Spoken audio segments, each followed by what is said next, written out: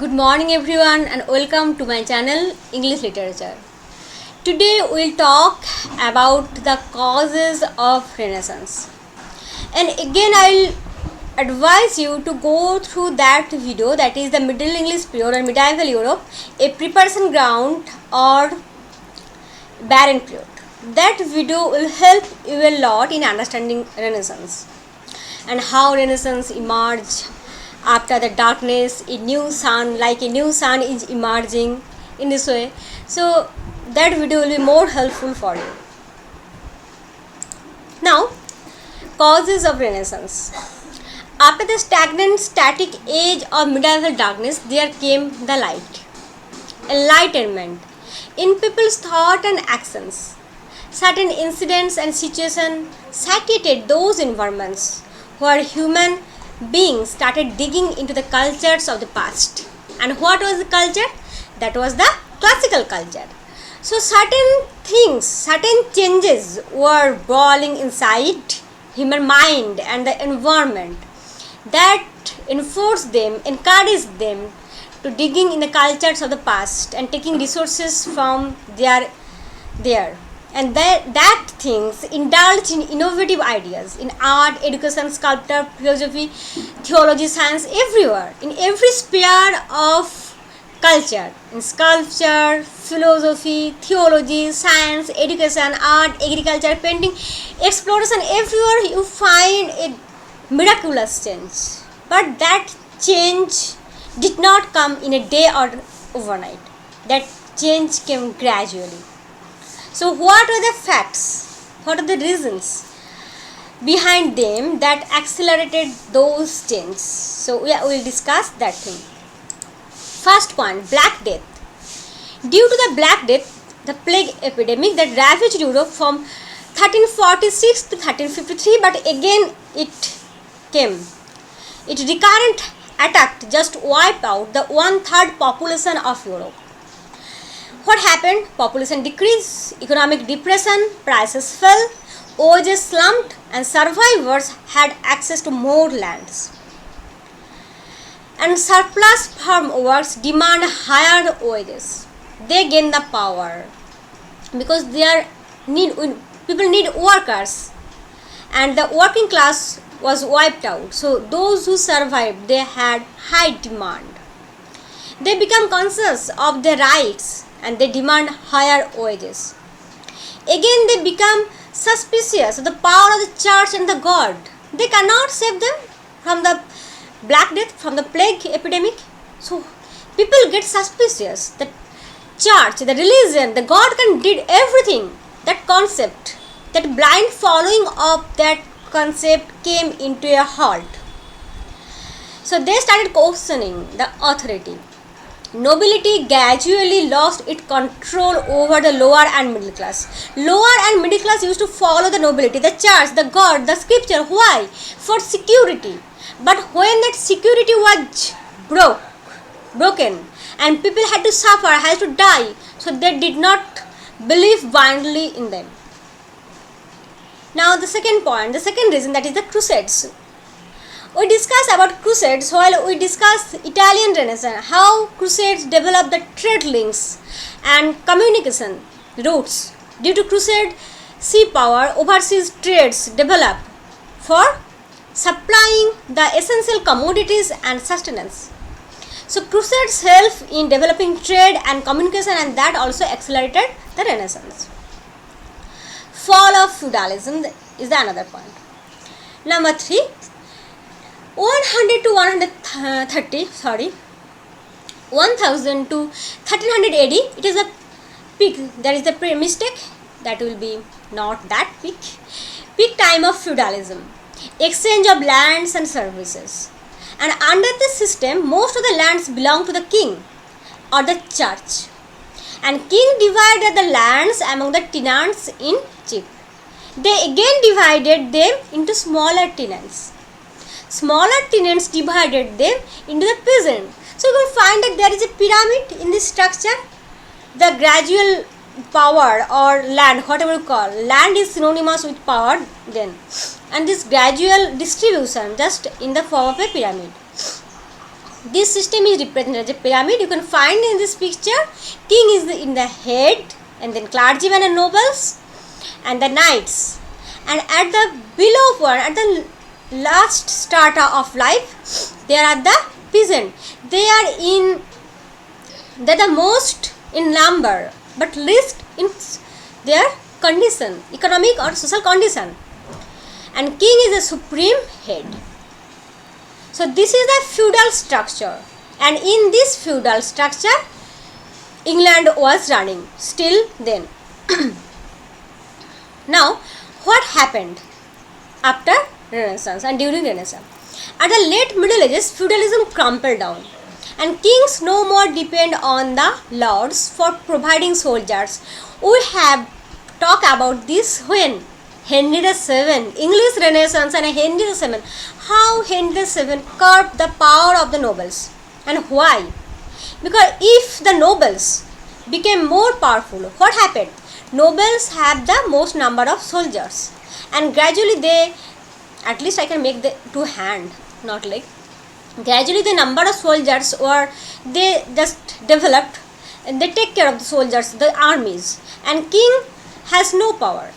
King was just there sitting in his throne with the, that is, script in his hand and in the crown in his head, and he has to depend on the nobles, and not only the nobles and the army.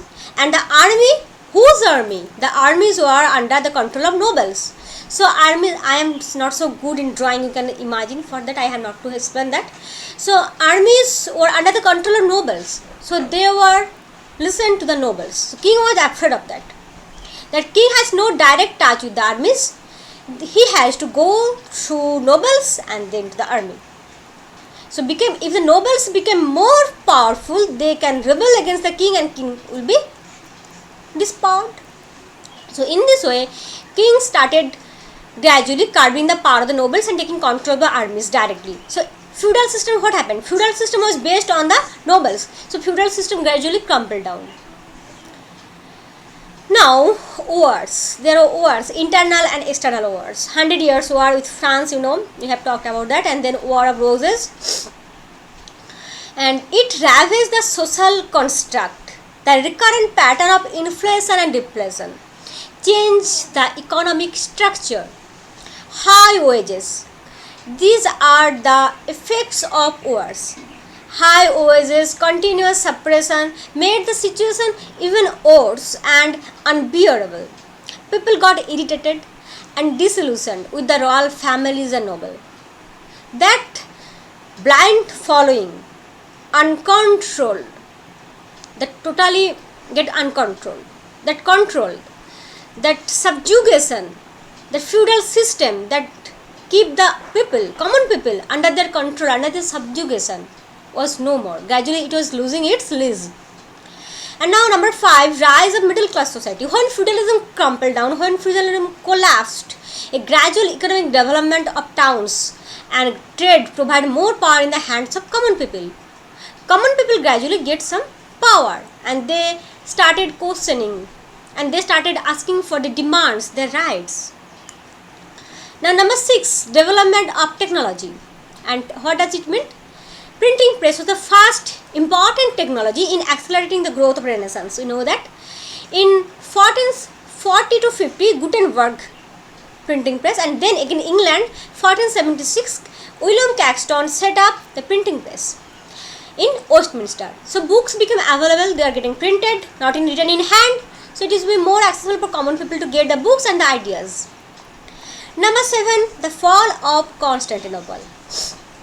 Now we have discussed it again in Italian period. I told you that they are interrelated, but there will be enough space for revision. Again and again same topic is discussed, so it will be just imprinted in brain. Constantinople was the capital of the Byzantine Empire. In spring 1453, Constantinople was seized, and in May, Sultan Muhammad II of Ottoman Turks captured the city. As a result, a flood of refugees spread all over the Europe, in Italy, in England, all over the Europe, they just started spreading. That's why Byzantine scholars, including poets, philosophers, theologians, grammarians, musicians, they became the universal faces. You can see the fall of Byzantine Empire. You can find here, it is very hazy type. Constantinople, 1453 AD. It was the place in map, so you can get the idea. That is why I always prefer reading something or discussing something based on map. Then you can get the idea more practically that what the place is situated in which part of the Europe. Then you can just relate it in your thought. Every visual effect is the most powerful effect. Italy, if you can know, oh, that there is Italy and there these things are happening, then it will be more easy for you to keep it in mind. And again, if you will, Constantinople, what is Constantinople? Where is Constantinople? When it fall, what I have to do with it? But if you feel, oh, that was the place that is called Constantinople and it was fall during this time, that was in the map, in the eastern part of the Europe, and that was the western part of Roman Empire. It was the eastern part of Roman Empire. Western part already collapsed, and now in 1453 eastern part was collapsed by the Ottoman Turks. And this way it will be more scientific and it will help you to keep in mind. It will be audio and visual. Now they brought with them the manuscripts from the destroyed libraries of Constantinople. Okay, I want to tell you one thing in this respect, that we will talk about Greek and Roman civilization in detail, Greek and Roman history, and then we will know that in Constantinople there is a huge library and there is enough stock to be buried down. So those stock, the scholars, they fled with those stocks in different parts of the Europe, and it helped in the accelerating of Renaissance ideas. Now there is a wonderful line from Colonel's books. That book's name is Sailing from Byzantium, How a Lost Empire Saved the World. And from the book's title you can imagine a lost empire. What does it mean? The lost empire? The lost empire is the Roman civilization, the Eastern Roman civilization, that is Byzantine Empire, and its city that was its capital city was Constantinople or Byzantium. Don't just get confused. So without Byzantine, the works of Homer and Herodotus, Plato and Aristotle, Sophocles and Aeschylus would never have survived. So this is enough to understand the importance of the fall of something. Something fell down, something collapsed, something destroyed. But in that destruction, in that debris was the seed, the budding seed of Renaissance, was the green seed, the green sapling was taking its shape to become a huge tree. And Colonel's book, Sailing from Byzantium, How a Lost Empire Saved the World. You can imagine a lost empire, a broken, collapsed, a devastated empire just saved the world, Italy and other parts. And the book name is just fascinating, and the book name is enough to make you understand the importance of the 1453. And without Byzantine, the works of Homer, Herodotus, Plato, Aristotle, Sophocles, Aeschylus would never have survived. And it is true. Their works gained more larger popularity, more audience, more readers. They are confined in a library, but now they are just spread all over the Europe. So you can understand that the most important reason of Renaissance was the fall of Roman Empire. In someone's fall, there is someone's glory, but that was not someone, the universal glory. Now I have talked much on that point, and now the translation of Bible in vernacular language. Okay, so what happened? You can find one thing, that when I discuss about Reformation, John Wycliffe, the first name John Wycliffe, and there was also John Wycliffe and Lollard movement and Gutenberg, all they, among their Reformation, Protestantism, what they did, they started writing Bible in vernacular language. Why? Every theologian, every scholar, every learned person give importance on translating Bible into vernacular language. And why?